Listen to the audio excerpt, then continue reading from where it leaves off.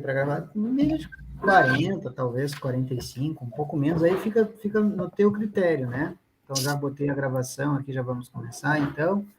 Primeiramente, né, te dar boas-vindas, Evelyn, seja muito bem-vinda ao Diálogos, né? O nosso evento, ele é um evento, a gente já conversou, né, no backstage, como a gente diz, né? É um evento que surgiu ano passado, em 2020, em plena pandemia, dada a necessidade de fortalecer esses espaços, esses encontros virtuais. Esse ano a gente vai para a segunda edição do Diálogos, né? Diálogos sobre formação de pesquisadores em História da Educação. E o encontro do Diálogos tem como propósito escutar pesquisadores mais experientes, né, de vários lugares. A gente teve pesquisadores de quase todos os estados do Brasil, mas sim de todas as regiões, né? Esse ano a gente já teve, a gente está indo para o nosso 8º encontro hoje, então já estamos quase fechando a segunda edição, já foram 8 encontros, passaram por aqui pesquisadores como a Cíntia, tua colega, o Marcelo, José Edmar, vários colegas conhecidos, né? A professora Vânia, a professora Patrícia, enfim, colegas que nos honram com a alegria de dividir um pouco da sua história, e com certeza hoje não vai ser diferente. Então, a Evelyn de Almeida Orlando é uma grande amiga, uma grande colega da área de História da Educação, que a gente já se conhece há um bom tempo dos eventos da Amped e da Ampedona, né? Eu já participei de alguns eventos com ela na PUC do Paraná. Nada mais justo do que te convidar, né, Evelyn, para participar conosco, para contar um pouco da tua história, do teu processo de formação enquanto pesquisadora de História da Educação. E eu vou ler um pedacinho do teu currículo e para a gente começar a conversar e te ouvir um pouco. E a ideia é os nossos orientandos de mestrado, iniciação científica, e os colegas, né, de outras instituições que participam do evento, escutarem essas histórias para poder entender também como é que se faz pesquisa, como é que são esses fazeres, como é que a gente se constitui, enfim, como pesquisador da história da educação. Então, a professora Evelyn de Almeida Orlando é doutora em Educação pela Universidade do Estado do Rio de Janeiro. Ela teve um tempo, né, com bolsa sanduíche na Universidade de Lisboa, sob supervisão da professora doutora Maria João Morgaro. Possui mestrado em Educação e graduação em Pedagogia pela Universidade Federal de Sergipe. Tem experiência na área de educação, com ênfase em História da Educação, atuando nos principais temas: História da Educação, Educação Brasileira, impressos pedagógicos, pedagogia e educação católica, intelectuais, mediadores culturais e gênero. A professora Evelyn trabalha na PUC do Paraná hoje, no mestrado e doutorado em educação, e além desse ano tem uma produção fantástica, né, de 2 livros e mais um livro que eu acho que é um livro extremamente importante, que a Evelyn, o ano passado, lançou pela editora FI, que é a História da Educação no Paraná, Caminhos da Pesquisa e do Ensino. Então, assim, é um prazer te receber, Evelyn, a ideia é te ouvir um pouco, né, e depois dessa escuta, tentar de alguma forma dialogar contigo para que a gente possa olhar a tua trajetória, encontrar na tua trajetória algumas questões que nos fazem pensar as nossas trajetórias e, por que não dizer, e pensar logo na frente, questões que podem nos ajudar a pensar as nossas questões de pesquisa. Então, tem um livro muito importante que a Evelyn lançou esse ano também, que eu gostaria de citar, que é Os Manuais de Catecismo na História da Educação, a coleção Monsenhor Álvaro Negromonte e a Escola Nova Católica no Brasil. Livro muito bom, inclusive, bem legal. Depois eu vou querer como se diz, um autógrafo teu, né? Logo a gente vai se encontrar, eu vou pedir um autógrafo. Esse livro é bem legal. E, por acaso, a gente tem, né, um manual de catecismo do Álvaro, do Monsenhor Negromonte, no site do Repositório Tatu. Então, Evelyn, tu tem o tempo que tu achar necessário para conversar conosco sobre as tuas trajetórias pedagógicas, acadêmicas, de pesquisa. Seja bem-vinda. Obrigada, Alessandro, por esse convite, né? É uma alegria e uma honra também estar aqui com você, com o teu grupo de pesquisa, conversando um pouquinho sobre trajetórias, né? Teu convite me deixou muito feliz, né? De poder pensar junto um pouco os caminhos que a gente foi trilhando para chegar até nesse lugar que a gente está hoje, né? Então, queria, em primeiro lugar, te agradecer, queria cumprimentar a todos, a todas, a todes que estão aqui, né, participando do Diálogos, né, nesse evento, que é um evento que eu acho que foi uma iniciativa muito legal. Eu tenho... E legal no sentido das potencialidades que ela traz, né? Eu tenho dito muitas vezes que histórias, elas educam, né? Histórias formam, mas histórias, sobretudo, inspiram.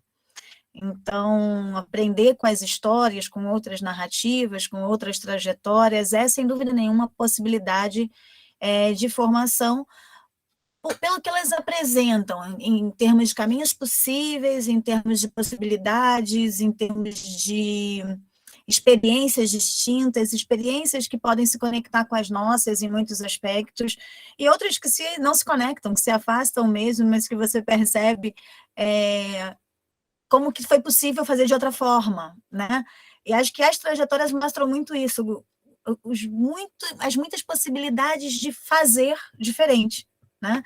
Então, cada um vai encontrando os seus, né? E os seus caminhos. E é curioso que ontem à noite eu não estava nem pensando no nosso encontro de hoje, sabe, Alessandro? Mas conversando com uma orientanda minha de iniciação científica que teve a banca de TCC ontem, a gente começou a conversar um pouquinho sobre trajetórias, né? O que passou, no caso dela, o que virá, né? Quais são as expectativas aí. E pensando um pouco, junto com a Luana, como que a gente vai se construindo nesse lugar de professor, de pesquisador de história da educação, né, que foi um caminho que ela começou a trilhar pela iniciação científica. E nessa conversa eu dizia, Lu, em nenhum momento, a Lu nem está aqui, eu convidei, mas ela está trabalhando agora de tarde, mas eu já estou usando aqui o nome dela, eu acho que ela não se importa de trazê-la como exemplo. E eu... dizendo, na verdade, a gente compartilha essas histórias de modo nenhum tentando generalizar, né? E de modo nenhum tentando dizer que se foi possível para mim, é possível para você, né? Se dá para fazer. A ideia nunca é essa, mas a ideia é trocar experiência. E na troca de experiência, criar aí uma possibilidade de crescimento partilhado, né? Então, aconteceu para mim desse jeito, eu encontrei essa alternativa, podia ter encontrado outra, tantas pessoas encontraram outras, né? E conhecendo possibilidades alternativas que às vezes a gente não conhece. Então, remexendo aqui nos meus baús de memória, eu fui pensando que muitas das escolhas que eu fui fazendo, obviamente eu fui fazendo com o repertório que eu tinha naquele momento. Né? Então, eu não conhecia outro caminho, eu tive que fazer as escolhas dentro das alternativas conhecidas. E quando você vai ouvindo depois outras pessoas, você vai tendo contato com outras experiências e com outras trajetórias, né? E você vai percebendo outras possibilidades. Não para mudar uma escolha que você fez, mas para colocar um horizonte, né? Como um caminho alternativo, como um caminho possível. E vai percebendo também, eu acho que isso é muito interessante para os... acho que para os estudantes, né? Às vezes meus estudantes com angústias muito parecidas. E aí descobrir que os orientadores tiveram angústias parecidas também enquanto estudantes, eu acho que isso coloca a gente na dimensão do humano, né? Assim, porque parece hoje que desse lugar tudo foi muito organizado e a gente chegou aqui. Só que não, né? Só que não, a nossa trajetória se constitui como tantas outras trajetórias. Então, pensar um pouco a minha trajetória profissional e pessoal, porque elas não se desvinculam, né? Contar uma história de uma mulher, professora, pesquisadora de história da educação, mas como tantas outras, né? Que fez as suas escolhas nos seus contextos, com as alternativas que conhecia, né, e que depois foi reelaborando, reinventando, ressignificando, ampliando, e que hoje me trouxeram até aqui. Então, acho que, sem tentar fazer comparações, mas acho que as trajetórias nos ajudam a ampliar nossos repertórios, né? E ampliar o repertório é, sem dúvida nenhuma, uma potência de formação, né?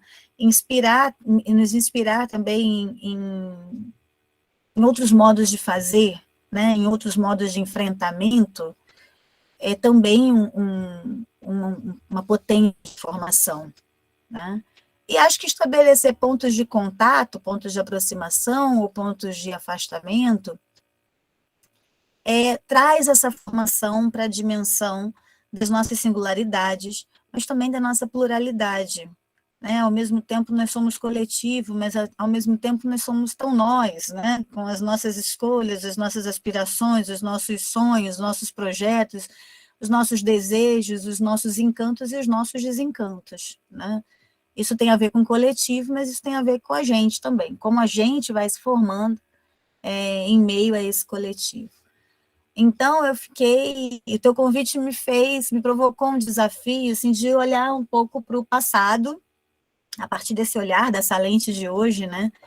E me fez revisitar um texto que eu escrevi já faz um tempo, para uma atividade acadêmica que era um memorial.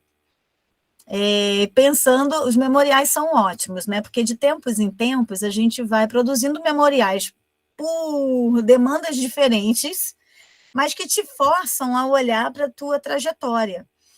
E nesse olhar, você vai percebendo que você olha para as experiências de forma diferente também, né? Então, as nossas memórias são ressignificadas, né? Na história da educação, a gente sabe disso.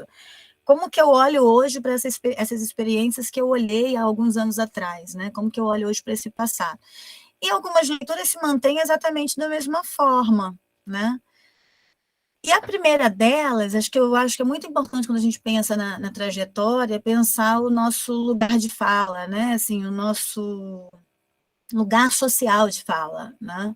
Que é o nosso capital social, capital familiar, de onde a gente vem, quais são os diferentes capitais que a gente vai acumulando, mas o capital familiar e esse lugar inicial de fala, ele nos acompanha ao longo da nossa vida. Então, eu recuperava isso ontem, né, na minha conversa com a Luana, que eu chamo de Lu, gente, com a Lu com muito carinho, assim. Eu entrei na universidade, no curso de pedagogia, em 2000, eu já entrei tarde, né? Eu entrei com 24 anos, os meus alunos se formam com 23, com 22, eles estão se formando, eu não tinha nem entrado na universidade ainda. Tenho idade para ser mãe deles, Alessandra, agora. Mas, enfim, então eu entrei tarde, por escolhas, né? A vida foi me apresentando circunstâncias, eu fui fazendo escolhas e acabei entrando só lá em 2000. Então, não é uma trajetória muito longa, mas uma trajetória com muitas coisas vividas nesse processo, né? De lá para cá, a gente tem aí o quê? 21 anos de vida acadêmica. Do dia que eu entro na graduação de pedagogia, até hoje, quando eu sou professora, orientadora do programa de pós-graduação da Pontifícia Universidade Católica do Paraná.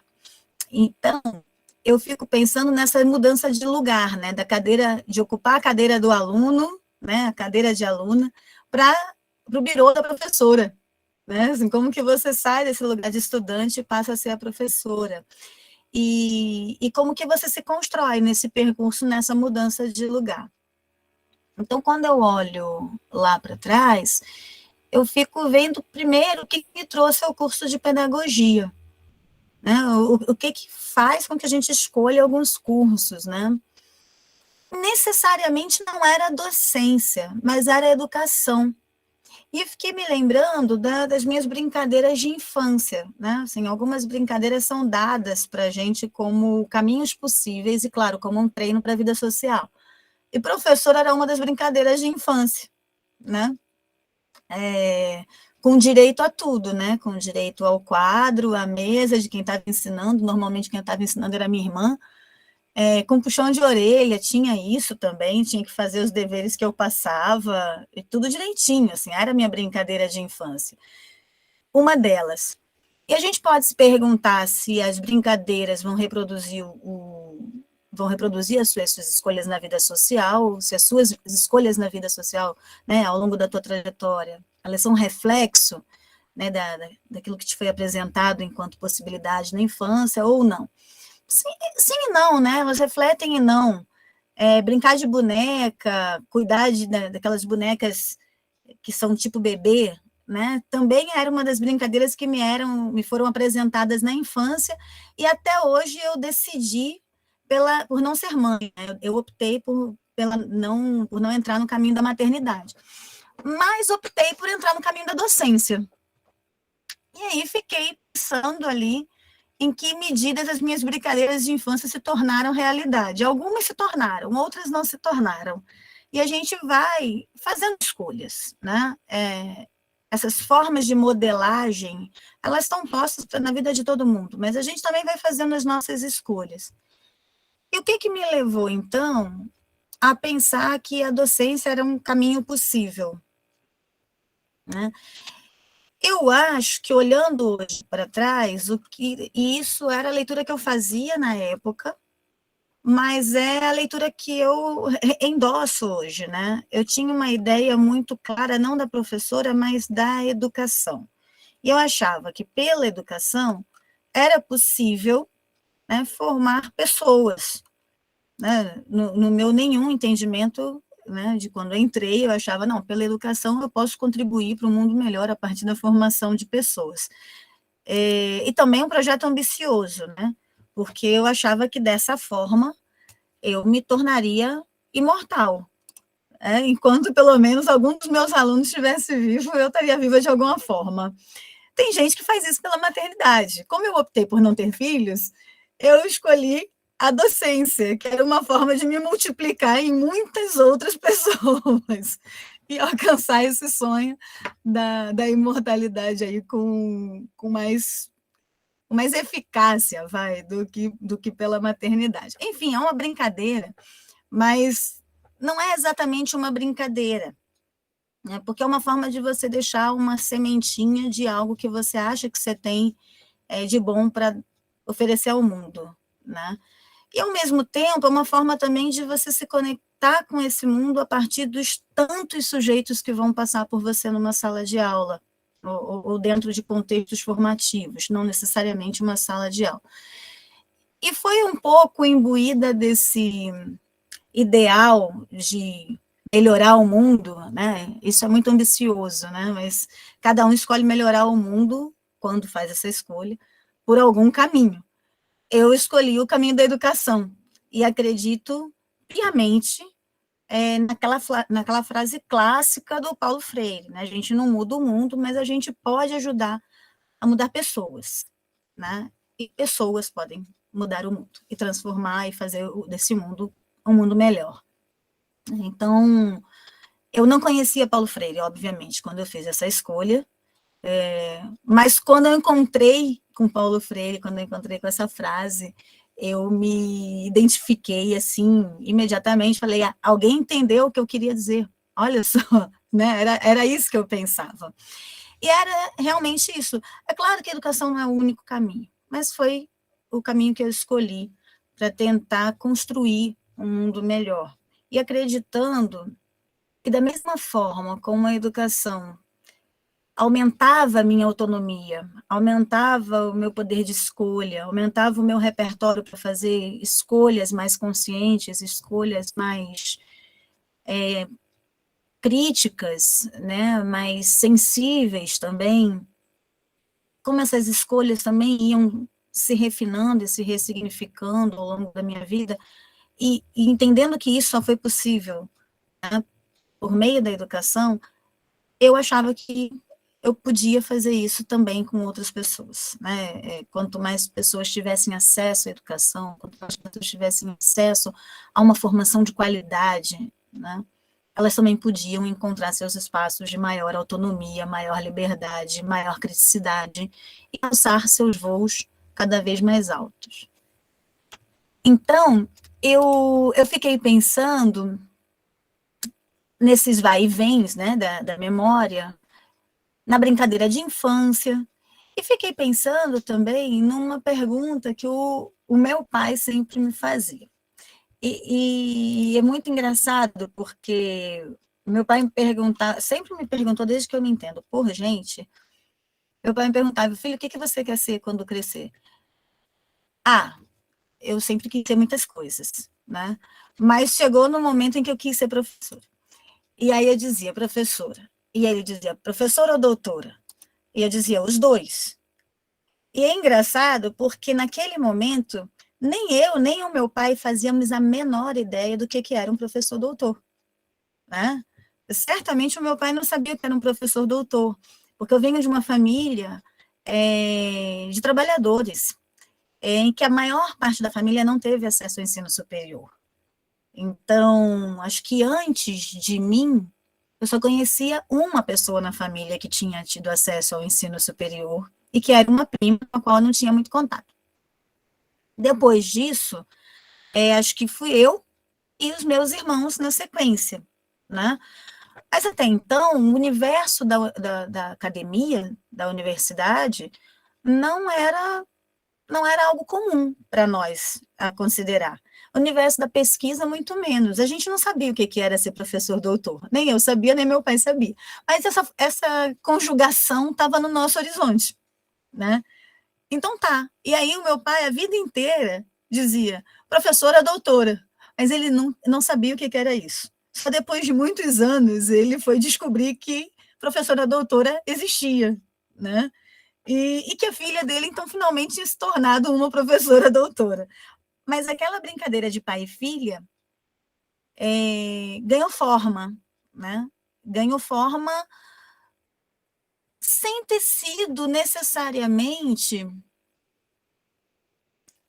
eu não vou dizer sonhada, porque sonhada, de certo modo, foi, mas a gente não sabia muito bem sistematizar o caminho disso, né? Acho que dá para entender um pouco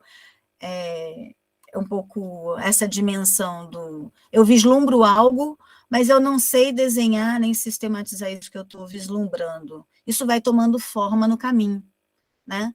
E aí, como Boaventura Souza Santos fala, né, o caminho se faz ao caminhar.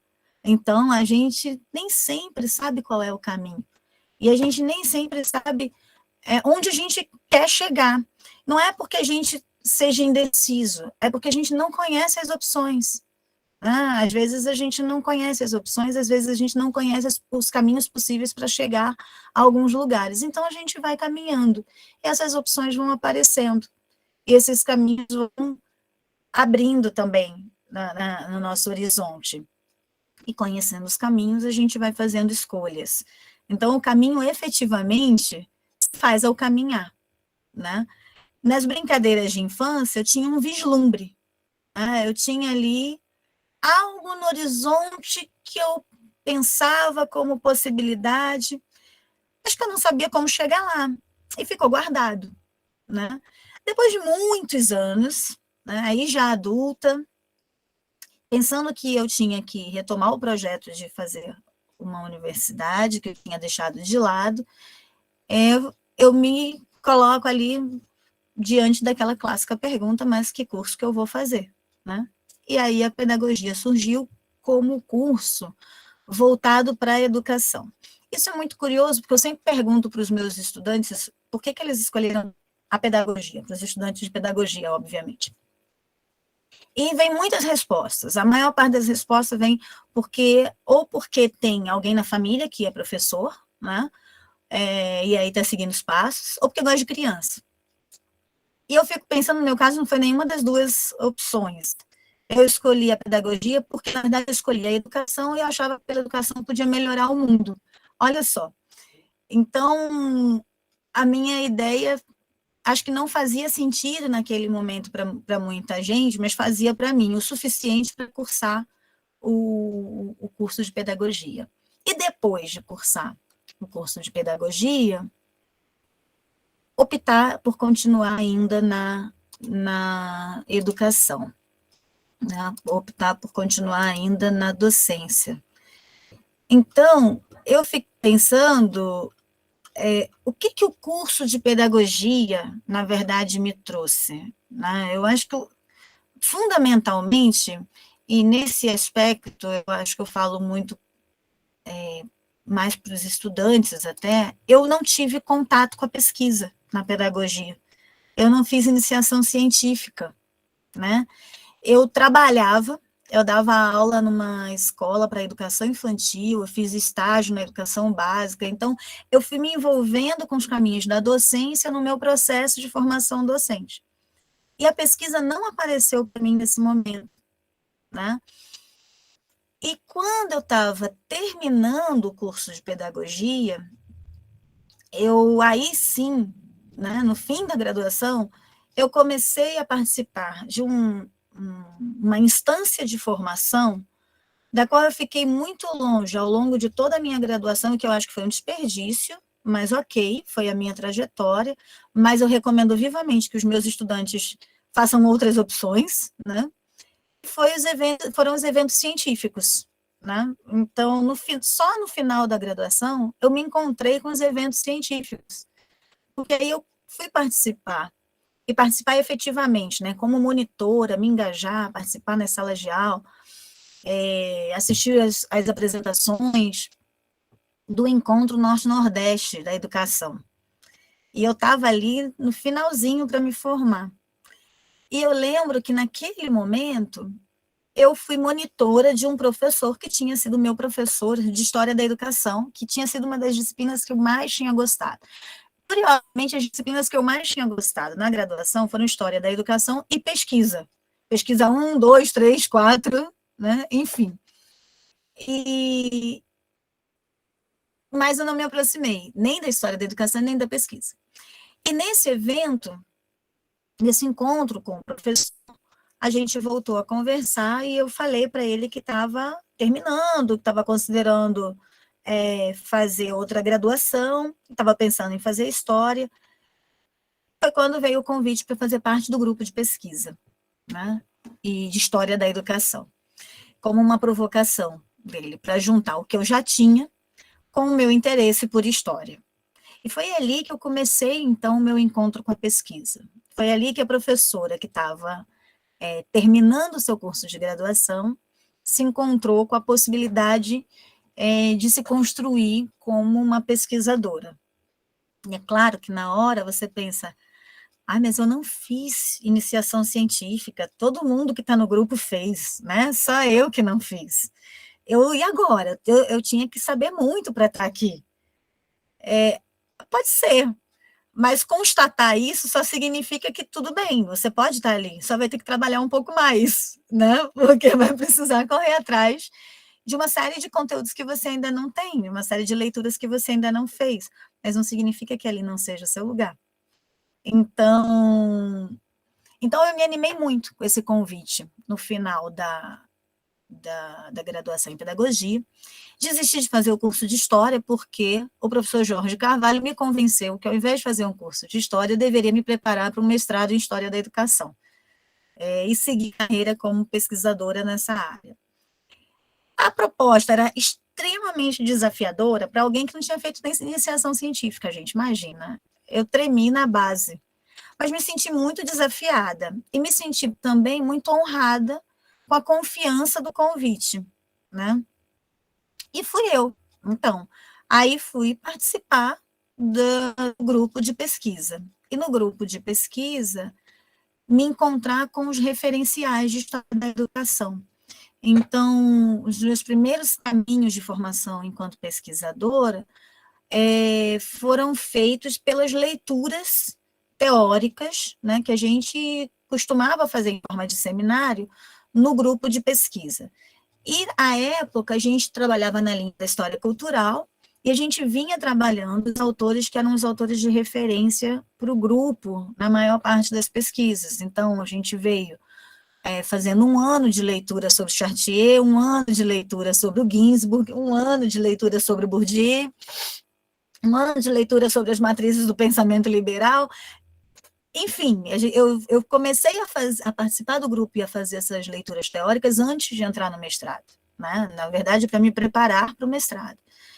E continuei, obviamente, depois do mestrado, que foi extremamente importante, porque pelas leituras teóricas e pelas discussões do grupo, para quem estava aqui antes, quando a gente estava nos bastidores, antes de entrar, né, eu estava falando para o Alessandro que me preocupa muito a perda do debate, né? Esse formato online é muito bacana, a gente consegue falar com mais pessoas, fazer com que as nossas discussões circulem mais, cheguem onde elas não chegariam se estivessem só na universidade.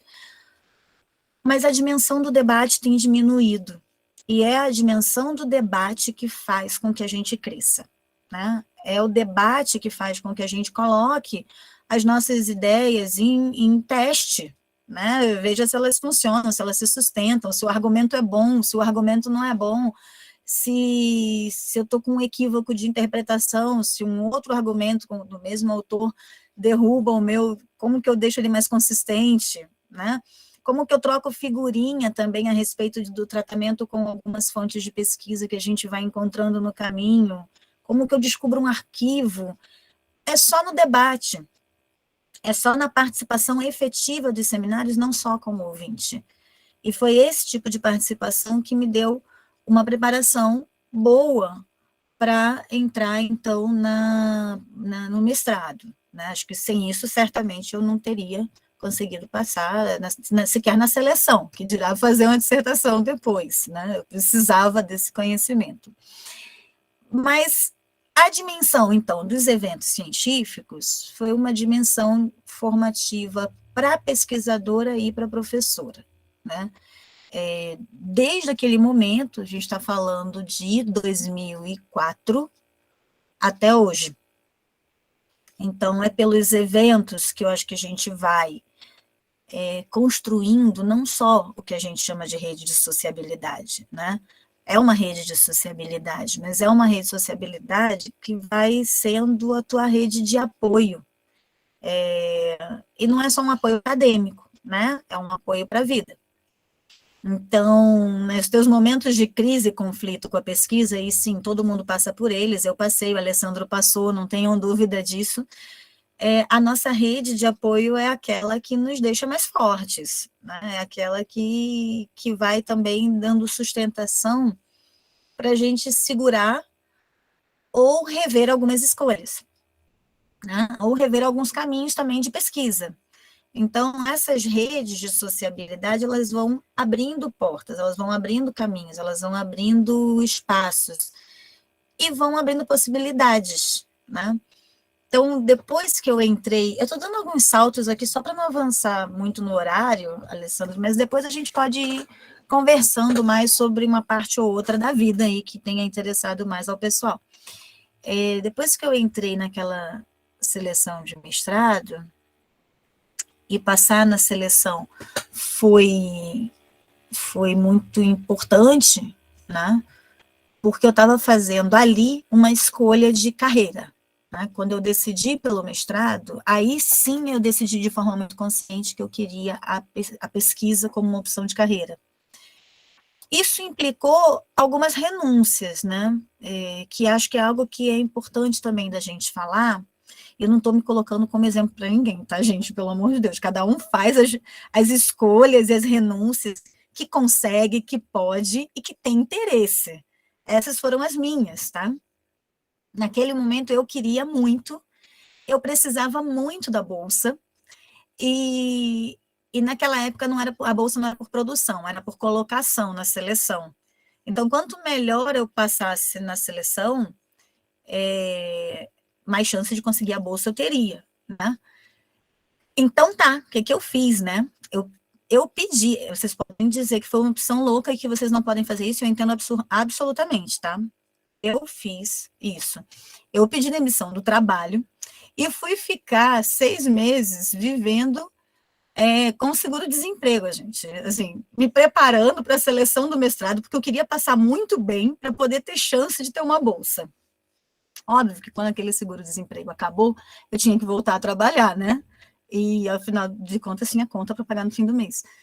E aí, então tá, mas eu já tinha lido toda a bibliografia dos últimos anos. Já tinha me preparado para a prova, para fazer bem a prova, e já tinha feito ensaios de escrita da prova, assim, muito loucamente, pensando, se cair por aqui eu escrevo isso, se cair por aqui eu escrevo aquilo. Foram ensaios, né, de preparação. E passado esse meu momento de preparação, eu fui, então, no segundo semestre, trabalhar, coincidiu com o convite, né, num projeto interessantíssimo da Secretaria Municipal de Educação de Aracaju. Eu pulei uma parte aqui da minha trajetória, eu falei da minha infância, que foi no Rio de Janeiro, né? Eu sou carioca, mas eu fui morar com 19 anos em Aracaju, com a família da minha mãe de criação. E fiz a minha graduação e o meu mestrado em Aracaju, né? Então, eu fui... nesse contexto de término da graduação e mestrado, esse momento se passa em Aracaju. E aí a secretária me convidou a um grupo de professores, né, da universidade, vinculados à área de História da Educação, para fazer parte de um projeto voltado para a formação de jovens que não tinham terminado o ensino fundamental. E um outro projeto paralelo de produzir um conteúdo curricular para a rede municipal. Então, eram 2 projetos alinhados ali, mas nesse primeiro momento, com muito mais força na formação dos jovens e adultos ali. Eram meninos entre 18 e 20, meninos e meninas de 18 e 24 anos, que não tinham terminado o ensino fundamental, e que havia um programa articulado, né, da Secretaria Municipal de Educação, Secretaria de Assistência Social e a Secretaria do Trabalho, um programa federal que era o ProJovem, vocês já devem ter ouvido falar em algum momento da vida. Eu amei a experiência do ProJovem, né? Amei, assim, como coordenadora pedagógica daquele projeto, eu me encontrei realmente no campo da educação básica ali, com jovens e adultos. Mas eu também amava muito a história da educação. Eu estava no meu grande dilema. Eu tinha decidido pela carreira da pesquisa. Então, quando veio a seleção do mestrado, curioso, né? Eu passei, naquele momento eu passei para o professor do qual eu fazia parte do grupo, né, o professor Jorge Carvalho do Nascimento, e fazia parte do grupo dele e da professora Ana Maria Gonçalves Bueno de Freitas, os 2 da Universidade Federal de Sergipe. Esses 2 professores foram referências basilares na minha formação, basilares, por conta do grupo de pesquisa, por conta da confiança, por conta dos estímulos acadêmicos, né, e sobretudo dos estímulos a construir uma trajetória muito pessoal, né? Então, não tem como eu pensar a minha trajetória sem pensar no Jorge e na Ana, que foram os meus primeiros formadores ali na pesquisa, né? E lembro deles com muito carinho, né? E com muito reconhecimento naquilo que eu sou, na formação daquilo que eu sou hoje. Então, naquele momento, eu tinha sonhado muito com aquela aprovação no mestrado, e ela veio em primeiro lugar, o que significava que eu tinha uma bolsa de cara, que foi pelo que eu tinha trabalhado tanto no primeiro semestre. Ao mesmo tempo, eu tinha recebido uma proposta também de um colega do projeto de assumir o lugar dele, porque ele precisava sair, o que significava um salário bem maior do que eu tinha, e maior que a bolsa também. Primeiro dilema, né? As nossas escolhas. E eu decidi pela bolsa. Eu decidi me afastar do projeto por um tempo, fiquei com a bolsa, porque eu queria muito me dedicar integralmente à pesquisa. Eu queria muito poder fazer a pesquisa sem ter que me preocupar tanto com o trabalho. Bom, funcionou mais ou menos assim por um tempo, depois eu acabei voltando para uma consultoria no projeto, depois de um tempo também acabei passando numa seleção de professor substituto na própria Universidade Federal de Sergipe para a História da Educação. Então, os caminhos da pesquisa, eles se entrecruzaram muito com os caminhos da docência, o tempo inteiro. E não tem como eu me ver como pesquisadora sem pensar que muito da Evelyn pesquisadora se constituiu na sala de aula, né?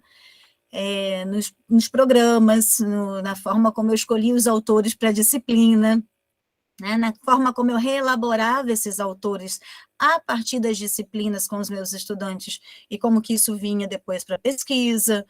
Então, a pesquisa e a docência se alimentaram mutuamente nessa trajetória, né? E eu acho que quase sempre é assim. A gente não deixa o professor na sala de aula e dá uma paradinha para ir para o arquivo fazer a pesquisa, né? Não tem como. o professor vai, e aí o lado didático do professor vai sistematizar os achados, vai catalogar, vai selecionar, enfim. E depois, o detetive, que eu sempre brinco dizendo que o pesquisador ele é um pouco detetive, o detetive que vai para o arquivo atrás de fontes, ele vai para a sala de aula.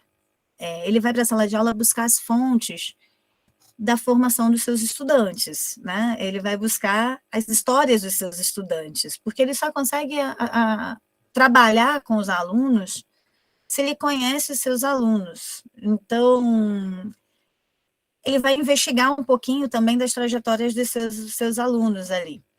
E é nesse processo que ele vai se alimentando o seu próprio fazer docente, mas também o seu próprio fazer investigativo enquanto pesquisador, né? E aí, fui eu, então, como aluna do mestrado, né, e professora da Universidade Federal de Sergipe. Isso também é uma coisa interessante, né, me constituindo aí nesse primeiro momento da minha formação enquanto pesquisadora. E ainda ontem, na conversa com a Lu, a gente falava sobre... Olha, a conversa ontem, Alessandro, foi quase que um ensaio para a nossa conversa hoje, né? Mas a gente ficou falando sobre essa coisa das coisas irem acontecendo, né? Mas as coisas vão acontecendo porque a gente também vai se expondo a possibilidades, né? Então, parece muito organizado quando a gente diz, eu fiz a seleção, eu passei, depois eu fiz um concurso, passei, aí fui professora e pesquisadora já enquanto estava no mestrado. Mas não foi tão encadeadinho assim, né? Assim, tem uma lógica linear aí que alimenta a narrativa, porque a gente precisa dar alguma organização à narrativa. Mas veja, e também há uma seleção, né, do que eu estou contando para vocês, nesse momento só por conta do tempo, mas eu vou mostrar como eu estou fazendo um recorte na minha narrativa. Porque antes de passar no concurso de História da Educação, eu fiz mais 3 ou 4 concursos, né, na própria Universidade Federal de Sergipe. Em um eu passei, acho que em 3º, 4º lugar, lembro que era de Fundamentos da História, e nos outros eu não passei mesmo. E eu lembro que eu sofria horrores com cada reprovação. Chorava, deprimia, tudo que a gente tem direito enquanto ser humano, né? E eu lembro que fazer aqueles concursos e reprovar fazia parte do meu processo formativo, porque o meu orientador dizia com todas as letras, faça o concurso. E aí eu dizia, você sabe que eu não tenho chance nenhuma nesse concurso, por que eu tenho que fazer? Né? Porque eram concursos tipo assim, na filosofia.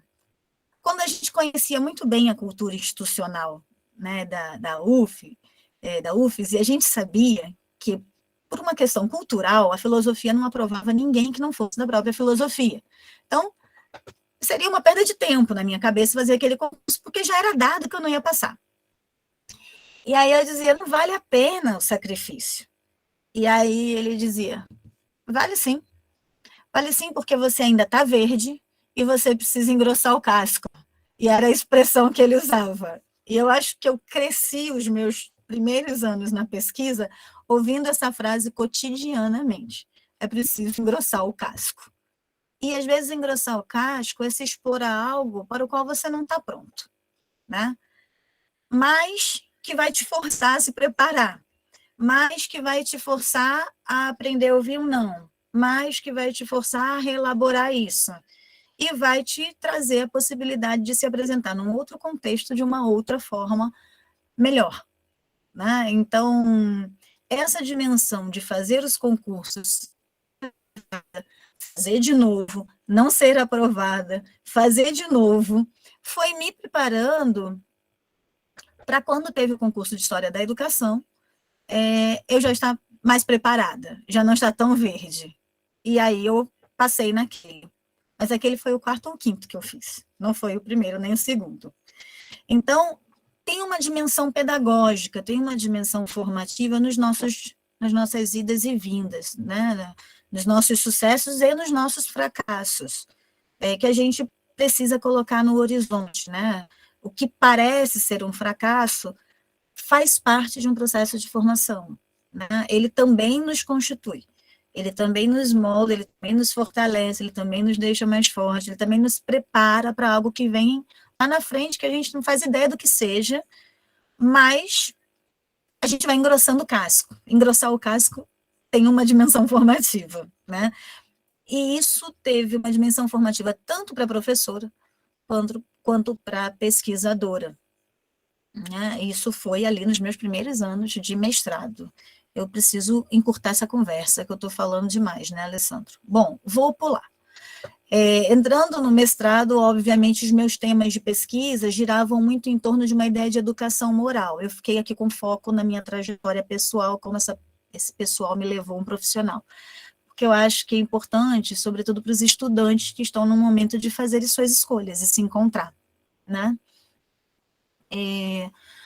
Mas então eu tive acesso, eu já disse isso para vocês, o meu encontro foi com a história cultural, né? O meu caminho de pesquisa ali foi com a história cultural e eu tive acesso a essas leituras. E foi por aí que eu fui constituindo meu repertório teórico. E foi por essa lente que eu fui olhando para os meus objetos de pesquisa. E no mestrado, me interessava muito pensar os caminhos de moralização da sociedade, né? Por onde a nossa moral é formada, né? Por onde a nossa referência de moralidade é formada. E não deu para não pensar nisso, não deu para pensar nisso não considerando a presença da igreja, das igrejas, né, na educação no Brasil, como uma marca cultural, tá? Não estou nem falando do ensino religioso, nem estou falando da dimensão da formação da fé, não. Estou falando como a moral religiosa se constitui quase como um componente cultural da cultura escolar, né? Um componente da cultura escolar, está ali presente. E não só da cultura escolar, mas da cultura pedagógica, que nos forma nos diferentes ambientes pelos quais nós passamos ao longo da vida. E eu escolhi olhar essa dimensão formativa pelas leituras, né? Então, as disciplinas isoladas que eu fazia, uma delas era sobre impressos, e óbvio que a dimensão formativa das leituras está constituída nessa disciplina de impressos, e eu estava fascinada com a dimensão política da produção e circulação de impressos. Eu estava fascinada com essa história. Como que ter um livro nas mãos não é só ter um livro nas mãos, né? Há todo um projeto político, pedagógico, né, que faz com que esse livro seja publicado e chegue nas mãos do leitor, né? E ao chegar nas mãos do leitor, ele seja apropriado e ressignificado, enfim, de tantos outros modos, para além também daqueles para os quais ele foi projetado. Essa história estava me fascinando. Bom, então, a história dos livros estava me fascinando, a história de como pensar a presença da igreja na sociedade, na educação, também me intrigava muito, e a gente foi alinhando isso já antes de eu entrar no meu mestrado, né? Assim, eu já sabia que eu queria entrar, eu já estava investindo nisso loucamente, eu já tinha um orientador que era o orientador que eu queria, né? Então eu propus o projeto para ele nessa direção, e a gente já foi meio que construindo um caminho de pesquisa antes mesmo de eu entrar. E ele achava que eu não ia levar isso muito adiante, porque eu não tinha entrado ainda. Só que eu descobri um objeto de pesquisa que fez os meus olhos brilharem, né? Então, a gente vinha falando dos livros, eu descobri uma coleção de catecismos, que não era só um livro, eram 14, né? 14 livros me encheram os olhos, e eu fiquei pensando, uau, aqui tem um baita de um projeto, né? Ninguém escreve 14 livros depois constitui isso numa coleção, sem ter um projeto, né? Vamos combinar, tem um projeto muito bem desenhado aqui, de formação da sociedade, um determinado projeto de país. E eu fiquei, né, com o olho brilhando, a investigadora nascendo ali, antes mesmo de ter entrado no mestrado. E fui para a segunda dimensão formativa da pesquisadora. A primeira eu falei foram os eventos científicos, né? E a segunda foram as viagens. porque aí eu fui viajar. Eu achei os livros da coleção, esses livros tinham sido escritos por um único autor, e esse autor era de Recife, e eu estava em Aracaju.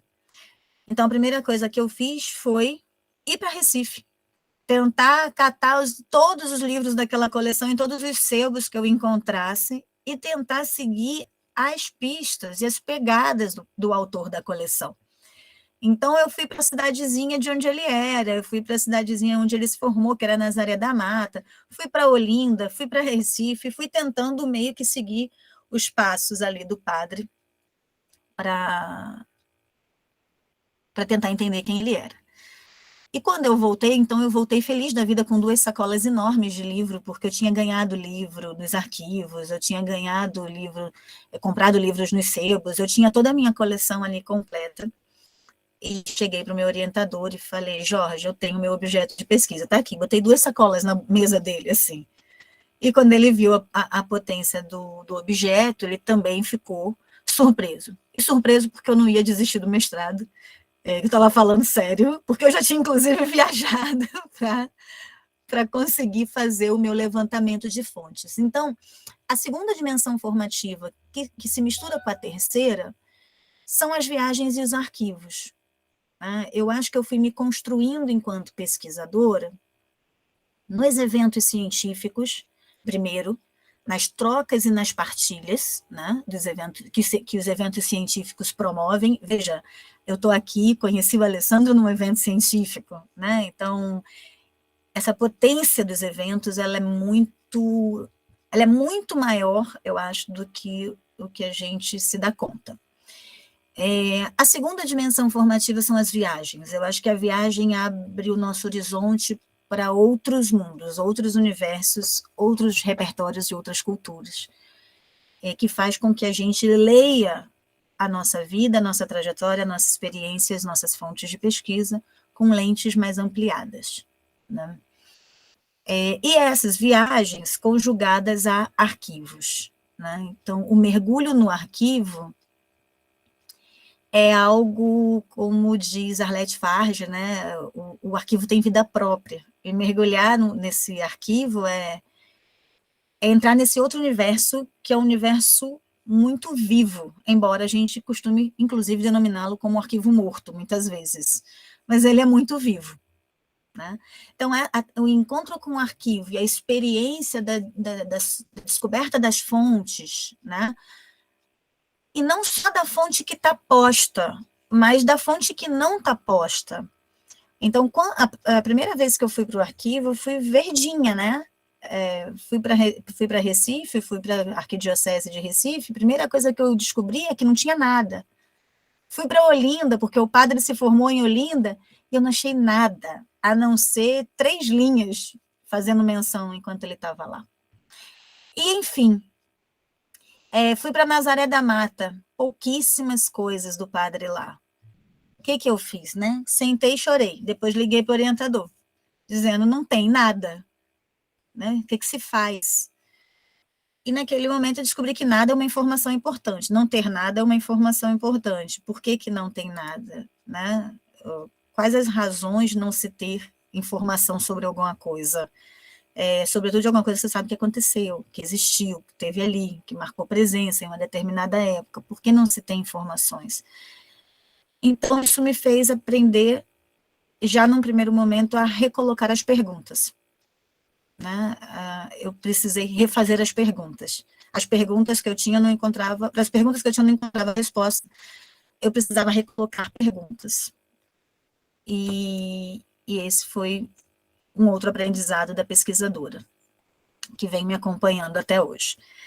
Então, se a gente não está encontrando as respostas, talvez a gente não esteja fazendo boas perguntas. A gente precisa mudar as perguntas. Enfim, concluí o mestrado e eu vou pular para o doutorado para a gente poder deixar espaço para conversa. Quando eu cheguei no mestrado, eu lembro que uma das minhas primeiras conversas com o Jorge, depois de aprovada, foi sobre o doutorado. Eu tinha acabado de entrar no mestrado. E eu disse, olha, eu quero fazer o doutorado, mas eu não vou fazer o doutorado em Aracaju. eu quero fazer o doutorado em outro lugar, né? E eu queria estar onde estavam os meus autores que eu lia, né? Os pesquisadores que eu li. Então, eu tinha traçado ali Rio, São Paulo e Minas, porque os autores que eu li estavam naqueles 3 estados, né? Como possibilidade para um doutorado. E pensei, então, toda a minha trajetória no mestrado, pensando que eu tinha que passar numa seleção de doutorado assim que eu terminasse, porque eu queria dar continuidade, né? E foi assim que a pesquisadora foi se construindo, na trajetória nos grupos de pesquisa, né, nesse primeiro momento, no grupo de pesquisa do professor Jorge, num mergulho intenso, né, e intensivo na história cultural, porque era o caminho teórico que eu estava fazendo como opção, né, para essa carreira que eu estava escolhendo. Um investimento muito pesado também na participação de congressos, porque eu entendia que ali eu podia conhecer melhor quem eu estava lendo, conhecer as pesquisas, conhecer a produção no campo, e também me fazer conhecer, né? Acho que os congressos são sempre uma vitrine também, além do espaço de constituição de redes, eles são vitrines, né? É onde você vai ver o que está sendo produzido, é onde que você vai mostrar o que você está produzindo também. E encontrar interlocutores, né? Então, é onde você vai saber quem mais está pesquisando história da educação católica, no meu caso. Né? Quem mais está pesquisando manuais de catecismo?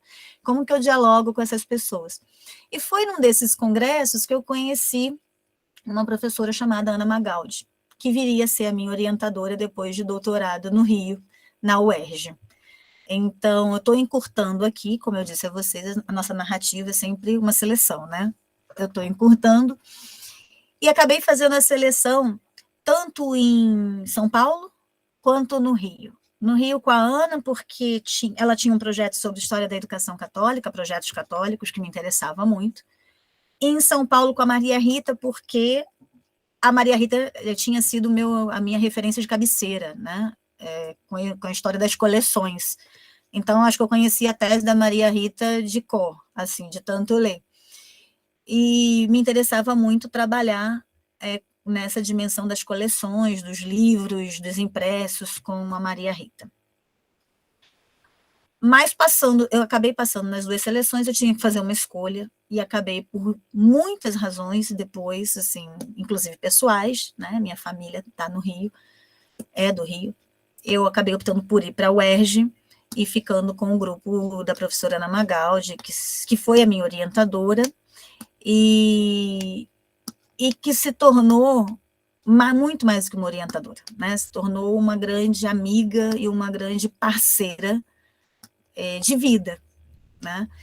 Então, acho que quando eu falo que as redes são mais do que redes protocolares da academia, acho que é um pouco nessa dimensão, né? Acho que os meus orientadores, os meus amigos da universidade nunca ficaram restritos ao trabalho, né? Eles sempre extrapolaram muito o âmbito do trabalho e se tornaram pessoas com quem eu podia dividir as minhas angústias, né? Inclusive das minhas escolhas pessoais, profissionais, enfim.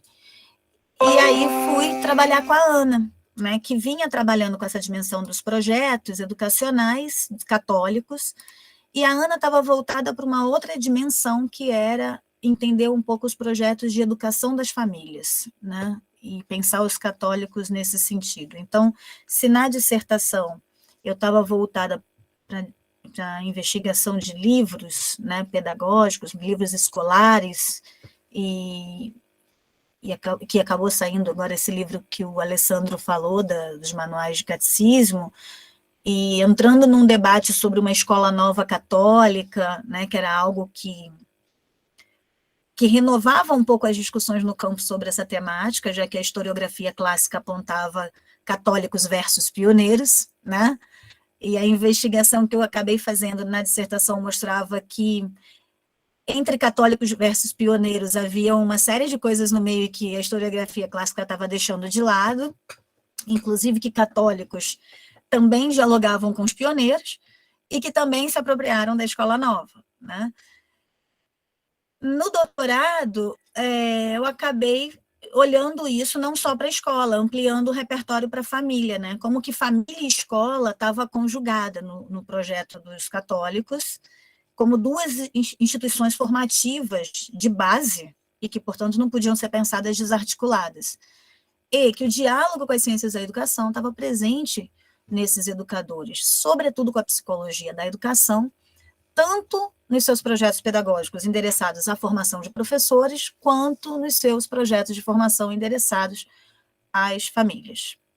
E foi nesse contexto, então, que eu fui fazer a bolsa do doutorado de sanduíche com a professora Maria João Mogarro, que também foi uma orientadora de doutorado, e desde então uma grande amiga, parceira de tantos outros projetos, né, até hoje.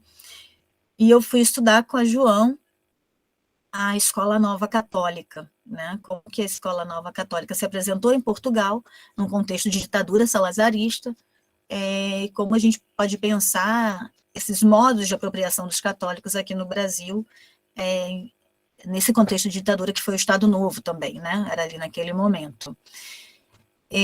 Bom, o doutorado, então, se constituiu de ampliação de uma série de questões e de dimensões formativas que eu já tinha começado no mestrado, na verdade, né? O mestrado é a nossa iniciação como pesquisador. No doutorado a gente consolida isso.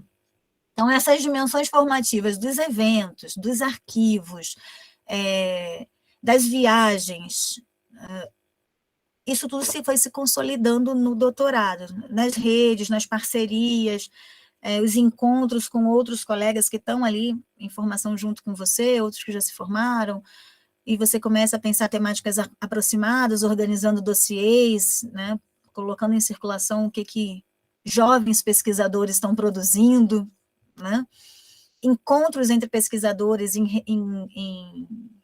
redes internacionais, né, vamos pensar assim, esses pesquisadores, outros pesquisadores em formação, que estão fazendo um sanduíche também fora do país, também em Portugal, com temáticas também aproximadas, como que essas relações vão se estabelecendo lá e cá, né, em temporalidades distintas.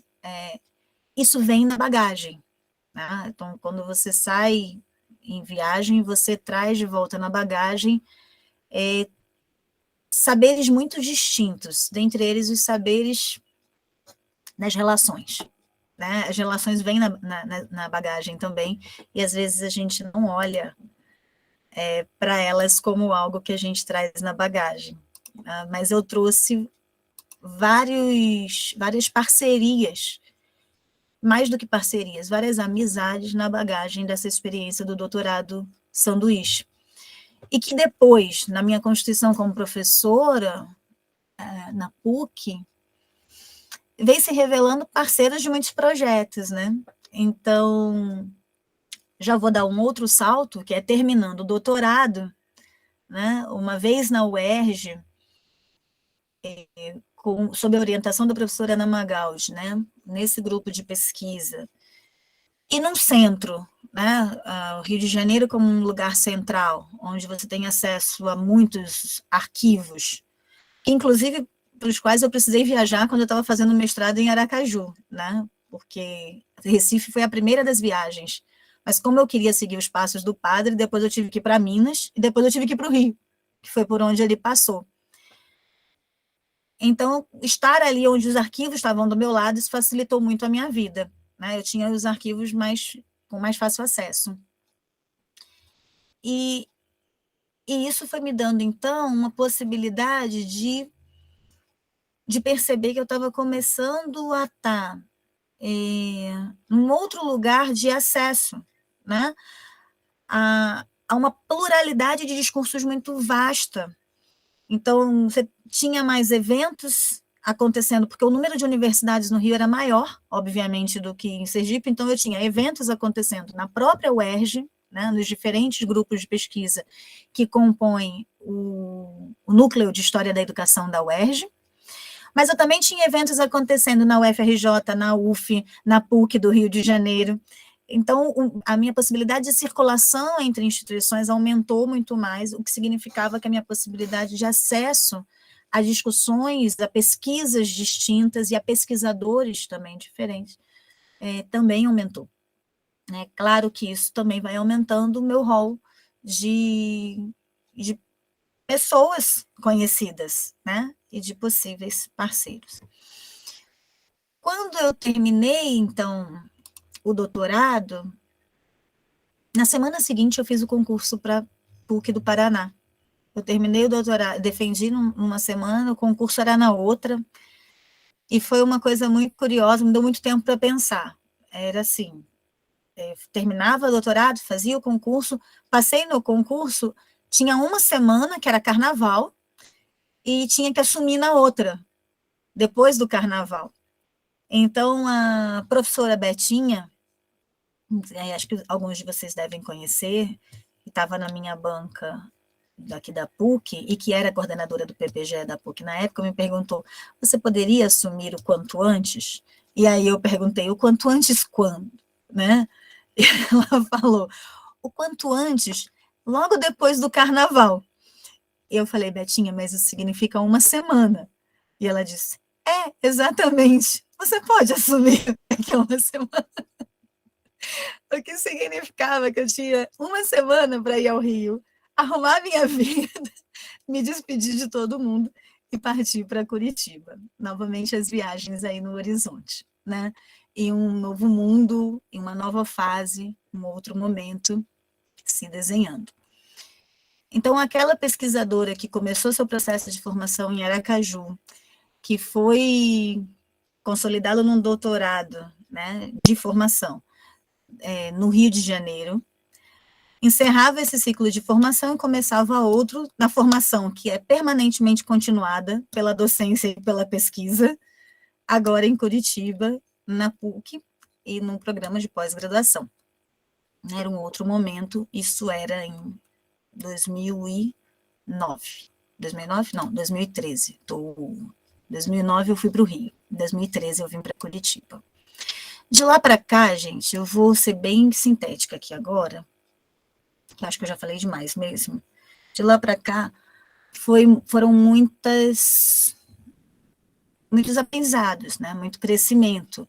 E muito crescimento com os meus orientandos. Então, a pesquisadora não se constituiu nesse exercício de quase 9 anos na Pontifícia Universidade Católica do Paraná, sem seus orientandos. Eu não consigo olhar para mim sem os meus orientandos e orientandas nesse percurso, nos diálogos que a gente vem estabelecendo no grupo de pesquisa, nos interesses de pesquisa comuns. Eu estou vendo que tem alguns deles que estão aqui, né? A Nelly está aqui, a Eliane está aqui, o Luciano também entrou.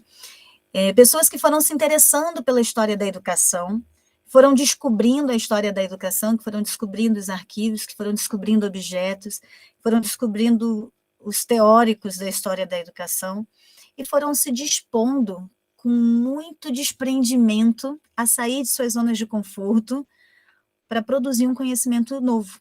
Novo para eles, em primeiro lugar, e novo porque a gente tem trabalhado com temas que não estão muito dados na história na história da educação, que não estão muito claros ainda. Então, desde o doutorado, eu venho investindo ainda na presença da igreja, né,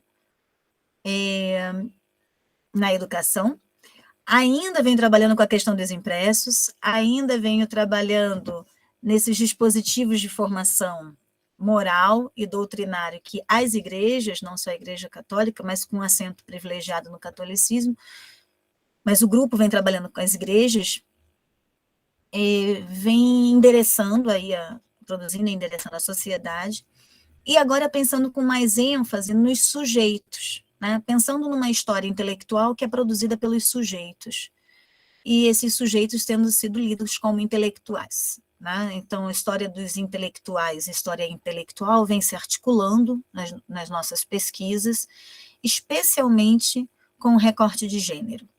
Então, o que eu percebi lá na graduação, no mestrado e no doutorado, era uma produção fundamentalmente masculina, por um padre, que era assessorado e influenciado teoricamente por muitas mulheres.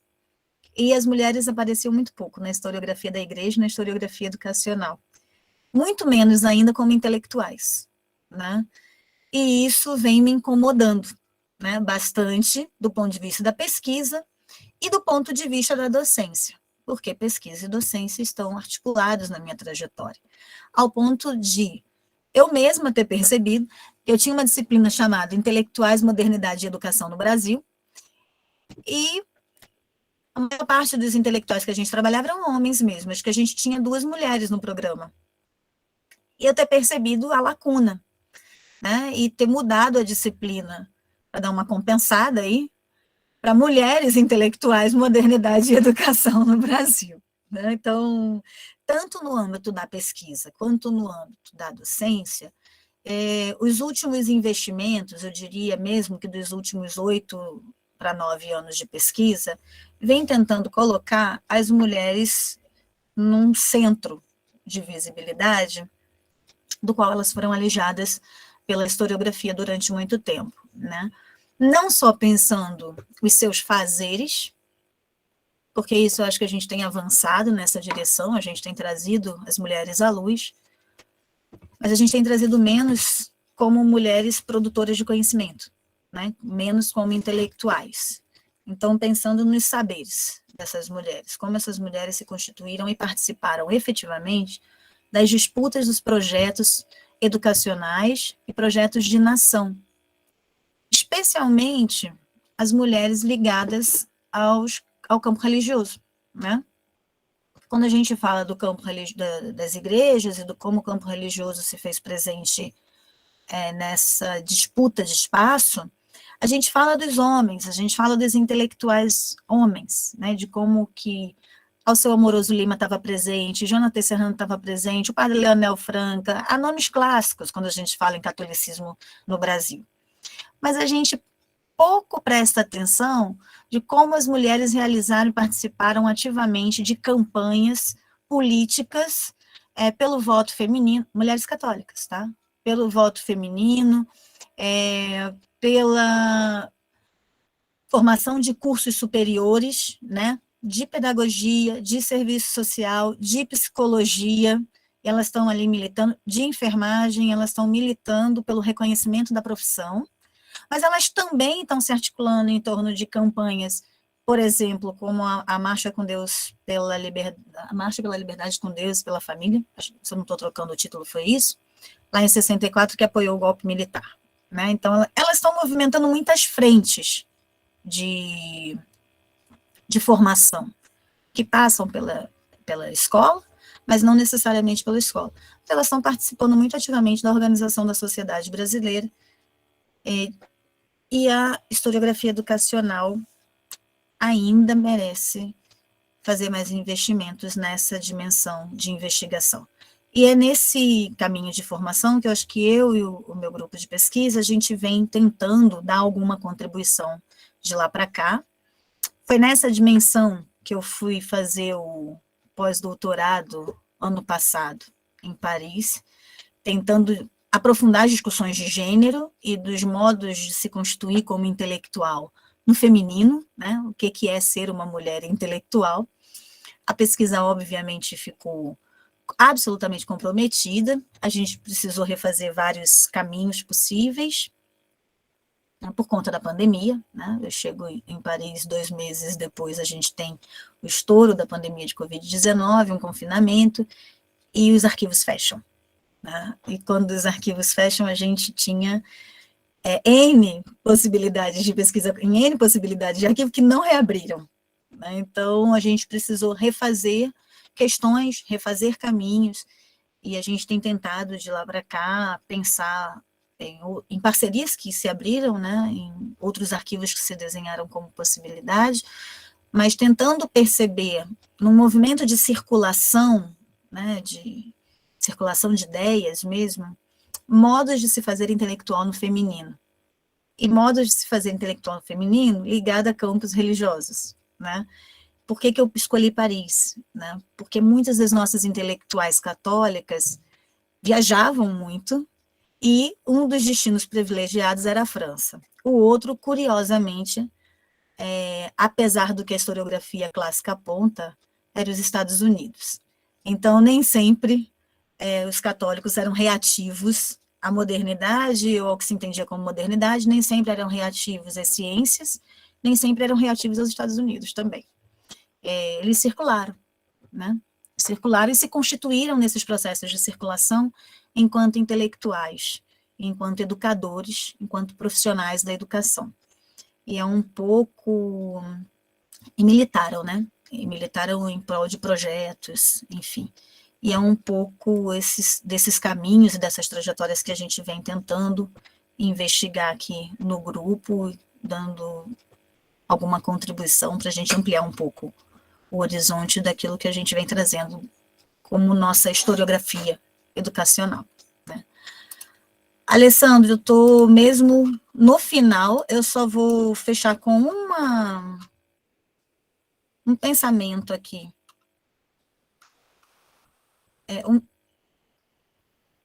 Um pensamento provocado por você, né? Nesse exercício de olhar para o passado aqui, eu fiquei pensando no tecido dessas memórias todas, eu fiquei me vendo, né? E me pensando. Falei, Jesus, o que eu tinha para dizer hoje? Eu achava que eu não tinha nada para dizer, gente. Eu já vi que eu falei muito mais do que eu devia. E o Alessandro não me cortou. Então, acho que do ponto de vista das trajetórias, o que eu poderia dizer da minha, né?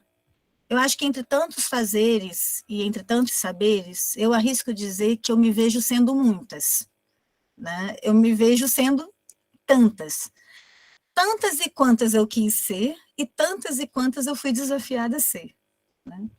Mas, sobretudo, eu me flagro pensando em tantas e quantas eu ainda poderei ser. Então, acho que essa é uma trajetória absolutamente em aberto, né?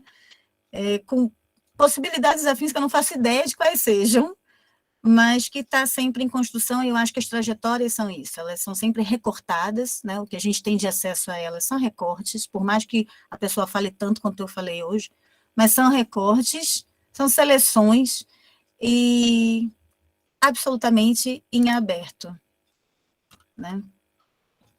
Eu vou fechar mesmo essa fala com um pensamento da Clarice Lispector, que eu gosto muito, né? A Clarice Lispector diz assim: aceitar-me plenamente é uma violentação de minha vida.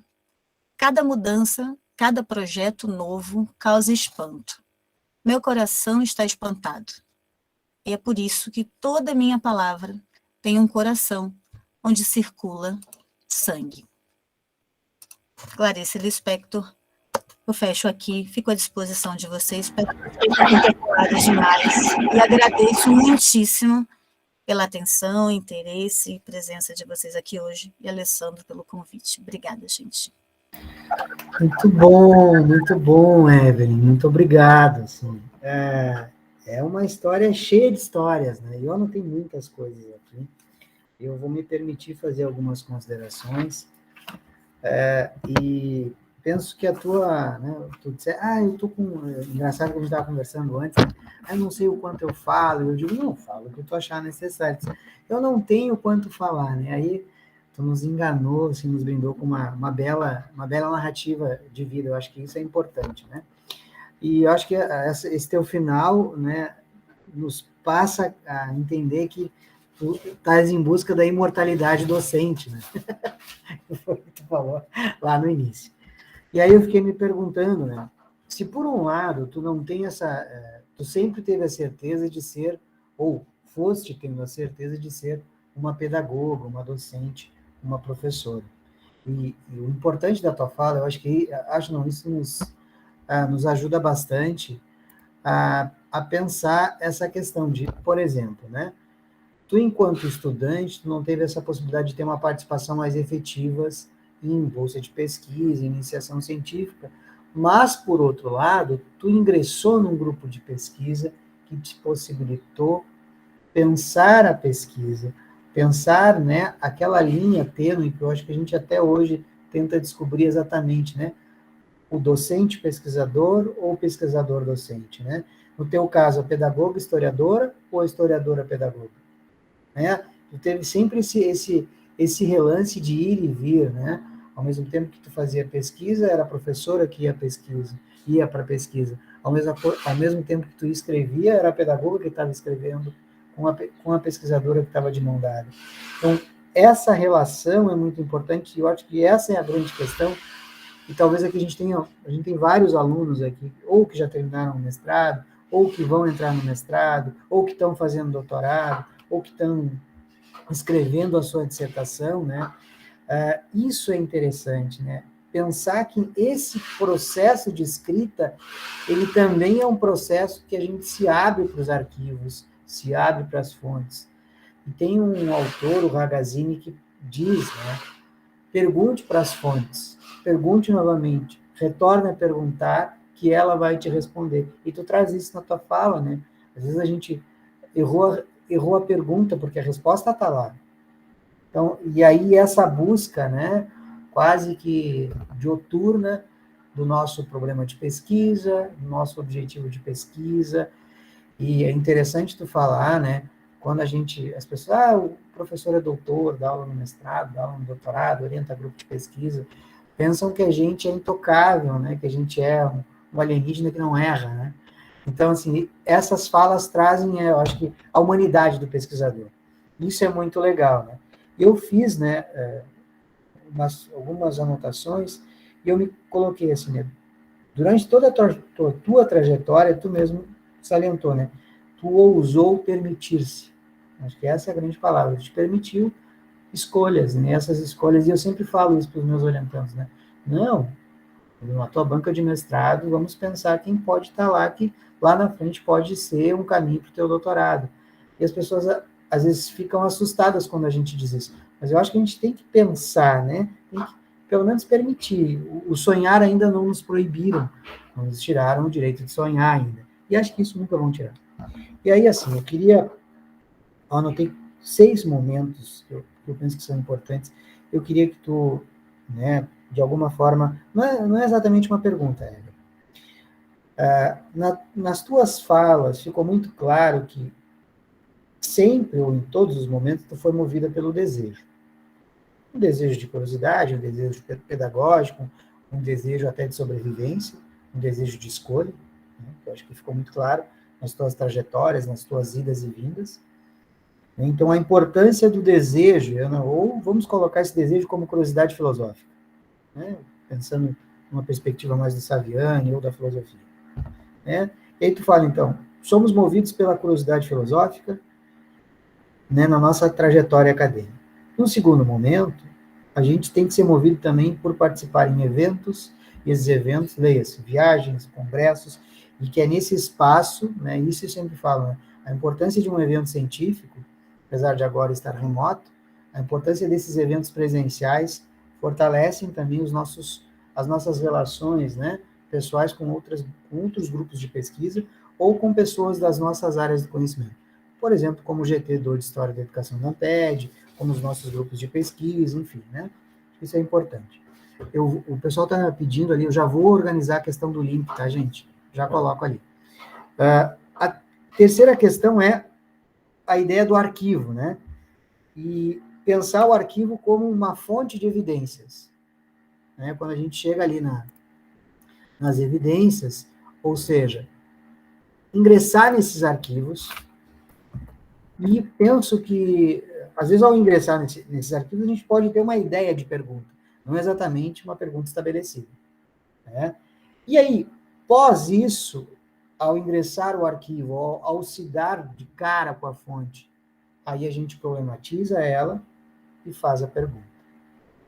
E depois, em mais 2 momentos, e aqui eu acho que meu grande questionamento é, mesmo tu não tendo um planejamento, tu tinhas um planejamento, né?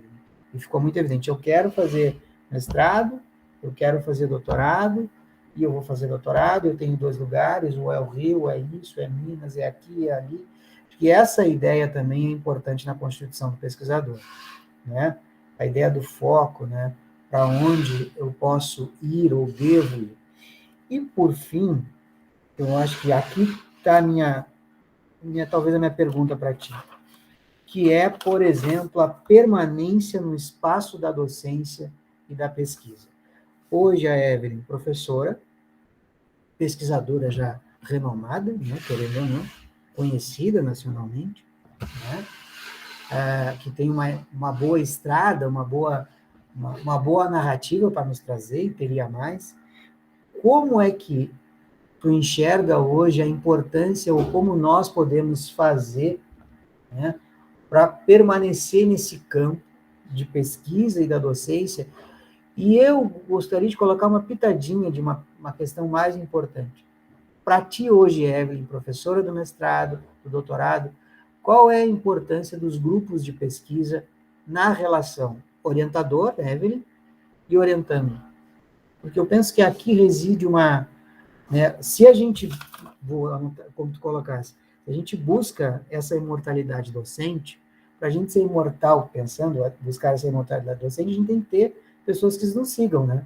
Para manter a nossa, de alguma forma, a memória viva, né?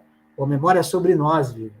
Qual a importância hoje que tu vês dos grupos de pesquisa, nossas redes de relações, sejam elas institucionais, sejam elas interinstitucionais? Talvez essa seja a minha grande pergunta, né? E dizer da grata satisfação de te ouvir sempre, né? Que eu acho que é muito bacana. Não sei se algum colega tem alguma pergunta a fazer para a Evelyn, senão eu já passo a pergunta para ela. O pessoal não está conseguindo acesso, eu vou mudar o formulário de presença, tá? Evelyn, acho que tu pode responder.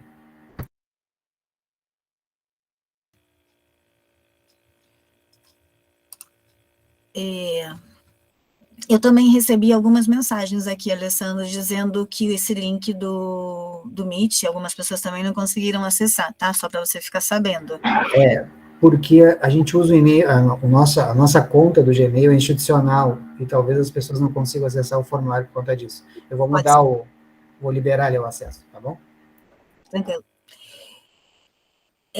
Eu acho que uma coisa que eu não enfatizei o suficiente, ela merecia ser mais enfatizada, foi a dimensão da questão da bolsa de pesquisa, né? Assim, eu sempre fui bolsista, né? Então, eu não tive contato com a pesquisa na graduação, não tive contato com a iniciação científica na graduação, nem com bolsa, nem sem bolsa, porque naquele contexto eu trabalhava, mas tanto no mestrado quanto no doutorado, no sanduíche, no pós-doc não, mas até o sanduíche, eu sempre fui bolsista.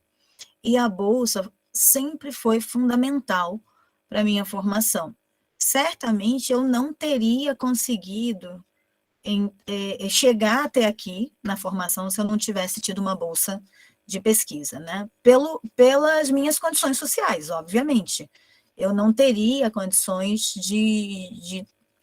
ou pelo menos teria, mas não teria como eu fiz, né? Assim, de me permitir deixar de trabalhar para viver da pesquisa. Então, vivi nos limites de uma bolsa? Vivi, como estudante, passando todos os perrengues de estudante, enfim, mas foi uma escolha. Mas, certamente, sem a bolsa, isso não seria possível, né? Então, claro que eu estou... eu acho que eu fui muito privilegiada, né, de ter entrado e dado início a essa minha formação no momento em que as políticas públicas voltadas para a educação, voltada para a formação no ensino superior, mas, sobretudo, pela democratização do acesso ao ensino superior, elas eram muito fortes. Então, eu chego na universidade, no mestrado, no momento em que a universidade está criando outras possibilidades tantas para outros sujeitos, né? E é só porque ela está se abrindo para outros sujeitos de diferentes classes sociais que eu consigo chegar a ela, né? Porque eu nunca fiz parte de nenhum grupo social privilegiado economicamente para estar na universidade. E a gente sabe que, historicamente, a universidade foi acessada por grupos muito restritos, né, da sociedade brasileira. Então, quando que a gente tem ali políticas de democratização do acesso ao ensino superior? É nesse contexto que eu entro na universidade, é nesse contexto que eu me formo enquanto professora, enquanto pesquisadora. E é nesse contexto que eu sou beneficiada com bolsas de estudo, que me permitem, apesar da minha condição social, mostrar que aquele lugar também é para mim, né? Intelectualmente, ele também é para mim. O que eu precisava era condições de acesso e permanência. E as políticas públicas me deram essas condições de acesso e de permanência. E essa é uma militância, né? Eu hoje sou professora de uma instituição comunitária, né? Comunitária privada, porque tem mensalidade, vamos colocar assim, mas continuo militando por políticas públicas de financiamento, né? Muitos dos meus alunos na PUC são bolsistas e não teriam condição de fazer um mestrado ou um doutorado se não tivessem a bolsa, né? E são bons pesquisadores, né? E você fica pensando como essas trajetórias intelectuais seriam interrompidas se não tivessem, seriam interrompidas ou seriam negadas, né? Em sua possibilidade de acontecimento, se eles não tivessem tido uma política de acesso de permanência no seu período de formação. Então, essa é uma primeira questão, mas que conecta um pouco com essa da minha decisão pela permanência na docência e na pesquisa, né? Acho que essa militância pela educação, essa militância por uma formação de qualidade, independente das nossas origens sociais, é algo que me constitui enquanto sujeito. Eu vou brigar e vou militar sempre por isso, independente se a gente está falando de uma instituição pública ou privada. Eu acho que as bolsas de estudos, elas democratizam o acesso ao conhecimento. Os nossos estudantes precisam dela. Eu conheço esse lugar, porque eu vim desse lugar. Então, eu sei que eu só pude chegar aqui porque eu tive esse incentivo, e eu espero que outras pessoas cheguem aqui. Então, eu espero que tantos outros que vêm de famílias, outros e outras, né, que vêm de famílias em que a universidade e o ensino superior não fazia parte de suas realidades, né, em que seus pais, às vezes, não terminaram o ensino médio, mas que gostariam de ver seus filhos formados, né? Eu quero que esses tantos e tantas outras possam ter acesso, se assim eles o desejarem, né? Esse lugar precisa estar disponível para quem desejar, e trabalhar nesse sentido, né? Então, acho que nesse sentido eu já venho conectando com a tua segunda questão, que é a questão do desejo, né? De fato, as minhas escolhas sempre foram movidas pelo desejo. Eu acho que as nossas escolhas sempre são movidas pelo desejo, né? Não sei se só uma curiosidade filosófica. Eu acho que a psicanálise vai dar uma explicação melhor aí. Eu acho que a curiosidade filosófica veio depois. Eu acho que o primeiro foi o desejo mesmo, que a psicanálise acho que explica melhor. Mas, claro, a curiosidade filosófica vai entrar no que eu vou dizer na sequência, né? Depois do desejo, vem o que fazer com esse desejo. E a gente está falando de um ambiente intelectual, né? Então, o que fazer com esse desejo? Eu quero fazer um mestrado. Nossa, o meu sonho é fazer um mestrado. Ok, mas então o que eu faço para isso? Né? Aí significa perder final de semana, né? Perder feriado, dizer não para festa com os amigos, dizer não para festa de família muitas vezes, e gastar horas e horas e horas de estudo intensivo, porque essa é a lógica desse lugar que a gente está escolhendo, né? A gente trabalha com estudo, né? E a gente estuda o tempo inteiro. Então, é preciso gostar de estudar, e é preciso querer estudar, e é preciso estudar, né? É preciso sentar e estudar, abrir mão de algumas coisas em função da escolha que vocês estão fazendo, que a gente está fazendo, e que a gente está dizendo que é nosso desejo, né? É meu desejo estar aqui, mas tudo tem um custo, na verdade. Qual é o custo, né, dessa minha escolha? Então, acho que o nosso desejo nos traz até aqui, acho que as políticas públicas nos ajudam a acessar e a permanecer, mas tem um lado do fazer, né? O nosso fazer nesse lugar. Então, pensar a questão dos eventos, a questão dos arquivos, né? A questão do planejamento e do foco, eu acho que isso tudo está articulado às responsabilidades que a gente vai assumindo com esse nosso próprio desejo. Foi a gente que escolheu estar aqui, né? Tinha uma frase, é meio bizarra, mas era uma frase clássica do meu orientador no mestrado. Todos os estudantes adoravam reclamar da quantidade de texto que a gente tinha para ler de uma semana para outra. Isso era clássico, as reclamações eram clássicas. E mais clássica ainda era a resposta dele, dizendo, olha, a universidade não foi lá bater na sua porta para te trazer para o mestrado. Você quis vir, né? Agora é isso aí. Isso aqui é a universidade que você queria tanto. Então, agora, faça bom proveito. Mas faça bom proveito significava ler e fichar todos os textos. Era isso que era o bom proveito, né? E era engraçado porque, claro, isso chama atenção, na verdade, para uma ideia de comprometimento, né? Que eu acho que é muito importante. Um comprometimento que a gente assume enquanto estudante, um comprometimento que a gente assume enquanto docente e um comprometimento que a gente assume enquanto pesquisador. Né? Acho que a gente se compromete. E a gente se compromete com a educação, a gente se compromete com um projeto que a gente está abraçando como nosso. A gente fala dos nossos intelectuais que se envolviam com projetos, né? E disputavam projetos de nação. E quando a gente opta pela docência e pela pesquisa, a gente também está optando por um projeto de educação democrática, plural, que permita que as pessoas que tiverem interesse, que assim desejarem, entrem, acessem e permaneçam, se constituam dentro desse lugar como sujeitos também desse lugar. Esse lugar não é interditado a uns e a outros, não deve ser, né? E é por essa dimensão, né? É por esse projeto que a gente luta, é com esse projeto que a gente se compromete. E acho que esse compromisso, ele nasce enquanto a gente está sendo estudante ainda, né? Ele vai sendo, como é que a gente fala? Renovado, né? Não é casamento, não é voto de casamento, não, mas esse compromisso vai sendo renovado a cada ano, a cada semestre, quando a gente assume uma nova turma, a cada ano, quando a gente assume novos orientandos, a gente vai renovando esse compromisso e esse projeto. Assim como os intelectuais que a gente pesquisa, a gente também está abraçando um projeto de educação, né? Eu acho que a gente vai se constituindo um pouco nessa direção. Claro que tem crises, né?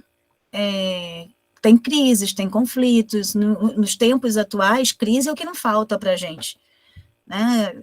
Conflito, nos perguntar qual o sentido do que a gente está fazendo, né? Às vezes nos perguntar onde foi que a gente errou também. A gente passa por esse tipo de conflito.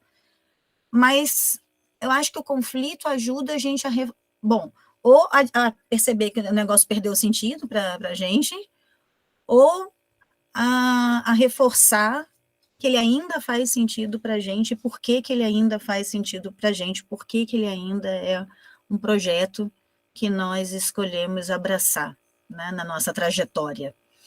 E aí, nesse sentido, eu entro, acho que na tua última questão, não sei se eu estou deixando alguma de fora, Alessandro, estou tentando fazer a resposta conectada aqui, a ideia de permanência na docência e na pesquisa, né, e com a importância da relação entre do grupo de pesquisa na relação entre orientador e orientando. Aí eu anotei aqui que você diz assim, a gente precisa de pessoas que nos sigam. Então, você sabe que eu aprendi isso no meu doutorado. Eu não aprendi facinho, não, aprendi com certo sofrimento. Eu vou explicar por quê. Porque eu vinha de uma escola de formação com essa marca muito culturalmente construída, né? Os orientandos, eles seguiam muito de perto seus orientadores, eles se pareciam muito, inclusive, com seus orientadores. Dava para você dizer, assim, na sala de aula, quem era orientando de quem, né? Pelo tipo de discurso, pelo tipo de debate, pelo tipo de colocação, pelo modo de colocação também, você dizia, ó, fulano é orientando ciclano, Beltrano é orientando, você dizia, de olho fechado. Tinha uma escola ali de formação muito claramente definida e um modo de fazer também muito claramente definido. Quando eu cheguei no Rio, não existia na UERJ, que foi a instituição para onde eu fui, muito essa marca tão aproximada, sabe? Tão espelhada do orientando com o orientador. E não dava para dizer muito de olho fechado quem era orientando de quem. Eu fiquei meio perdida ali na UERJ. E eu dizia, gente, e agora? E aí eu olhava para a minha orientadora de doutorado, e a Ana era absolutamente diferente do Jorge. Assim, completamente diferente, enquanto pessoa, enquanto pesquisadora, não, eles tinham muito, muito parecidos, muito rigorosos, muito sistemáticos, muito exigentes, muito perfeccionistas, os dois, isso eles eram muito parecidos. Muito séria, muito dedicada na pesquisa, muito comprometida também. Nisso não havia problema, mas eles tinham personalidades muito diferentes. E a Ana dava muita corda para voar, né? Voos próprios, assim. O Jorge dava corda também, mas a escola era de que era parecido, então, assim, era normal você alçar seus voos, mas, ao mesmo tempo, manter marcas identitárias muito estreitas, né? A coisa do seguir os seus passos, né? Seguir os passos do orientador. Na UERJ, não.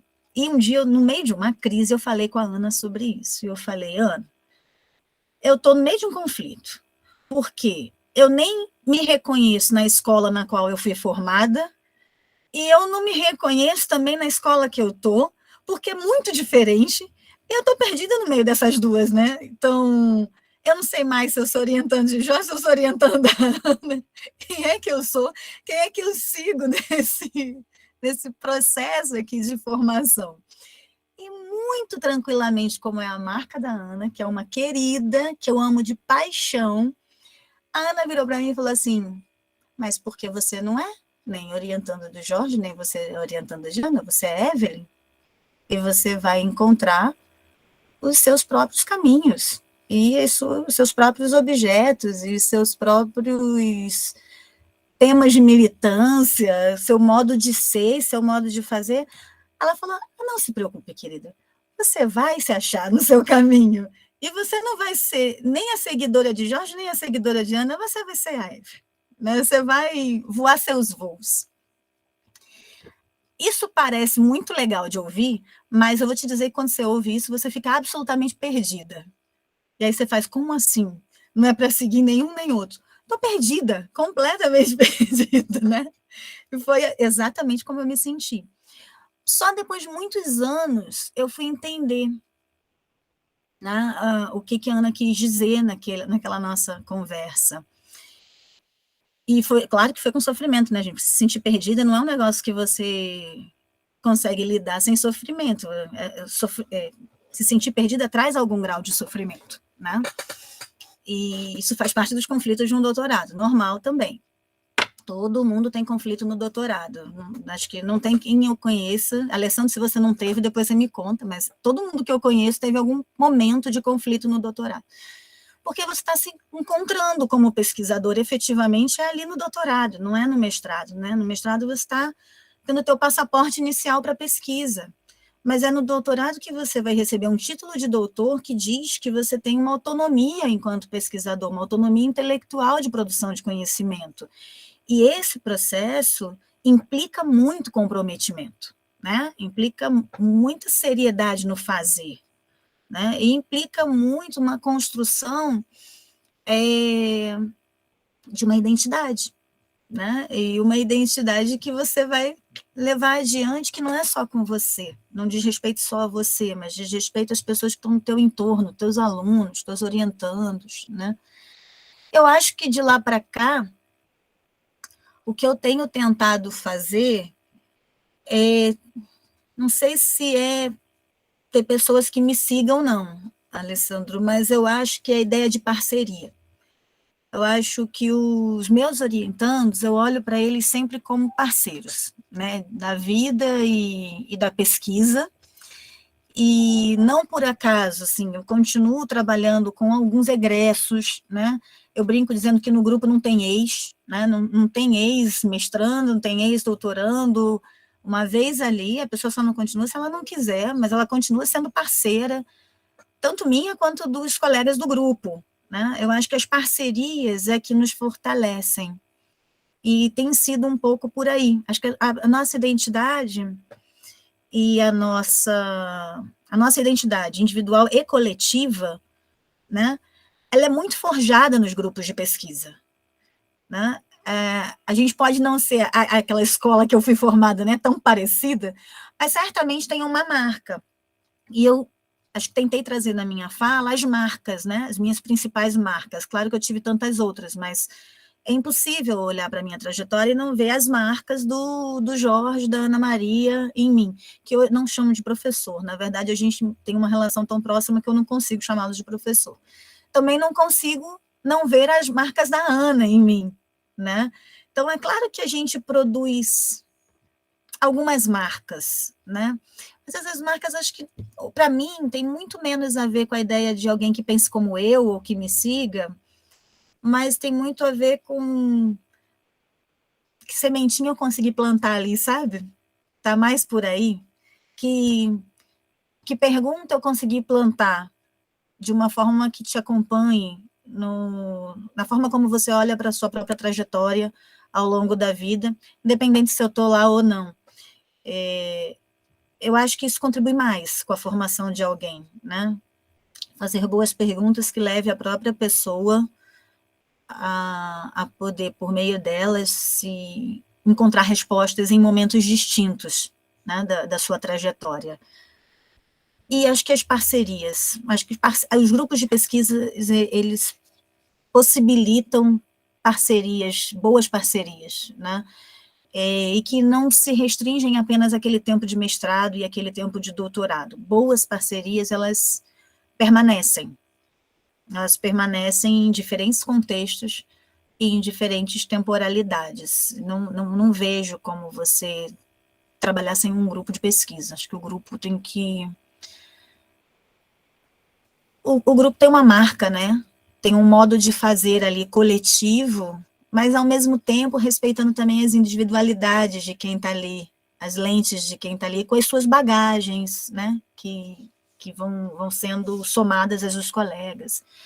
Enfim, eu não sei se eu te respondo, mas eu acho que a imortalidade está mais na parceria. Sim, não, correspondeu-se. E quando eu falo nessa coisa de seguir, na verdade, seguir essa parceria, né? Não, porque, assim, diferente dessa tua relação de descobrir, eu acho que eu não conheço, eu conheço o Jorge, né? Não conheço o teu orientador de doutorado. Mas por mais que a gente diga que não existem relações, né, a gente consegue observar que algumas coisas vão ficar pelo tempo da convivência, né? Não tem como fugir disso. Hoje eu sou o Alessandro, né? Eu oriento e tal, mas existem marcas que são resultados dessa parceria, desse segmento que não é autoritário, positivo da orientação, é nesse sentido que eu falo. Mas eu acho que é isso que eu queria ouvir, né? Porque a gente sempre fala da importância dos grupos de pesquisa, das relações humanas dos grupos de pesquisa, eu acho fundamental. E a tua fala vai bem ao encontro disso, né? Dizer, realmente é extremamente importante. Né? O que mais me agrada, né, e eu acho que é importante nós ouvirmos hoje o nosso papel de historiadores da educação, de defender essas políticas públicas includentes. Né? Acho que tu não é uma exceção, nem eu, acho que todos nós somos resultados dessa expansão da universidade pública, né? Dos mestrados, das universidades, do apoio à pesquisa, do apoio ao ensino, do apoio à extensão. Eu fico muito feliz, Evelyn, poderia conversar mais 2 horas contigo, agradeço imensamente, não sei se algum dos nossos colegas tem alguma pergunta, mas o pessoal vai se espraiando, escapando pelos dedos, né, o que é normal, pessoal, nós temos já 2 horas de conversa, né, eu agradeço imensamente a tua participação, espero que a gente possa se encontrar novamente, em outro momento virtual, mas possivelmente presencial. O nosso 9º encontro vai ser com a Alexandra Lima, da colega orientadora de doutorado, e a gente vai finalizar com a professora Maria Stefano da URGS, né, que são os nossos próximos 2 encontros. Evelyn, um grande abraço, um grande beijo, muito obrigado. Eu só queria pedir uma coisa para todos, né, que é aquele momento que a gente sempre faz no final do nosso encontro. Quem puder abrir a câmera para nós fazer aquela foto importante de registro do nosso evento. Alessandro, a Alexandra é uma grande parceira que fez doutorado comigo na UERJ, e de lá para cá a gente tem vários projetos em parceria. Que bom! De uma relação constituída que começou na fila de espera da seleção para o doutorado. A gente estava... E foi uma indicação do Marcelo. Pois é. E, então, tem histórias muito bacanas assim, com a Alexandra, que coisa boa. É uma amizade que começa ali, né? Eu só queria reforçar a ideia de identidade coletiva dos grupos, né? Pensando um pouco que a nossa pesquisa nunca é só nossa. E o nosso conhecimento ganha tanto mais força pelo coletivo, né? Então, a minha pesquisa ela representa o conjunto de pesquisas que a gente vem produzindo no nosso grupo. Então, há ali um interesse comum, coletivo, que fortalece o conhecimento que a gente está produzindo, porque mostra que esse conhecimento está sendo desdobrado em frentes diferentes. Então, ele dá força pedagógica, ele dá força política, o grupo dá força nas duas dimensões, né? E quando a gente fala minha pesquisa, na verdade, a gente está falando a nossa pesquisa, porque a minha pesquisa não existe sem o grupo, né? A minha pesquisa não existe sem o coletivo do grupo, que trabalha muito articulado. E nada se constrói só, né? Acho que a grande verdade é essa. Não. E a gente precisa pensar nessas duas dimensões, né? Na força pedagógica do conhecimento, mas na força política desse conhecimento que a gente está produzindo. E o grupo tem essa função, né? Isso é importante. Queridos e queridas, muito obrigado pela presença. Vou fazer aquela foto. Todo mundo já 1, 2 e todo mundo preparado? 3. Evelyn, muito obrigado pela presença generosa. Vou interromper a gravação. Muito obrigado aos meus orientandos, aos nossos convidados.